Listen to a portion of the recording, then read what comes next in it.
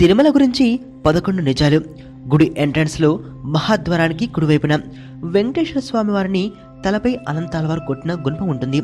చిన్నపిల్లాడి రూపంలో ఉన్న స్వామివారిని ఆ రాడ్తో కొట్టడంతో స్వామివారి గడ్డంపై గాయమై రక్తం వస్తుంది. అప్పటి నుంచే స్వామివారి గడ్డానికి గంధం పూయడమనే సాంప్రదాయం మొదలైంది. వెంకటేశ్వర స్వామి విగ్రహానికి జుట్టు ఉంటుంది, అసలు చిక్కు పడదని అంటారు.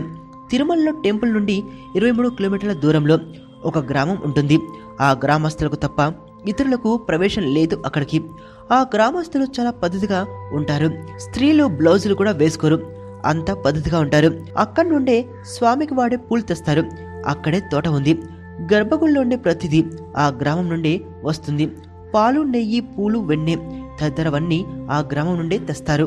స్వామివారు గర్భగుడి మధ్యలో ఉన్నట్టు కనిపిస్తారు, కానీ నిజానికి ఆయన గర్భగుడి కుడివైపు కార్నర్లో ఉంటారు. బయట నుండి గమనిస్తే ఈ విషయం మనకు తెలుస్తుంది.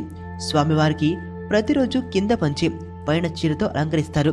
దాదాపు 50,000 ఖరీదు చేసే సేవ ఒకటి ఉంటుంది. ఆ సేవలో పాల్గొన్న దంపతులకు చీరను స్త్రీకి, పంచి పురుషునికి ఇస్తారు.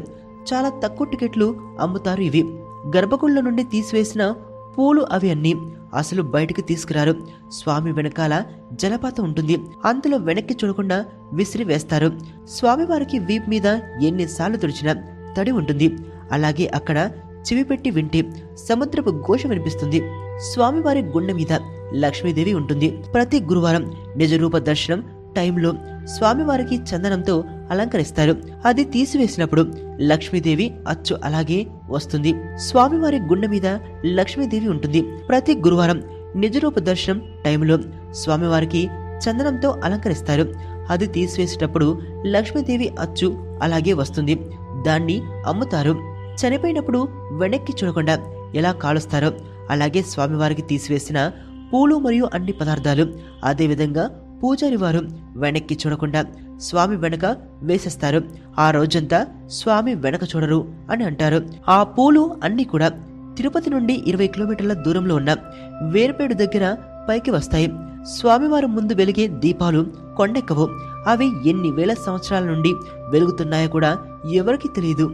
క్రీస్తు శకము 1800 సంవత్సరంలో గుడిని 12 సంవత్సరాల పాటు మూసివేసి ఉంచారట. క్రీస్తు శకము 18వ సంవత్సరంలో గుడిని 12 సంవత్సరాల పాటు మూసివేసి ఉంచారట. ఎవరు ఒక రాజు 12 మందిని గుడి దగ్గర తప్పు చేసినందుకు గాను హతమార్చి గోడకు వేలాడదీశాడట.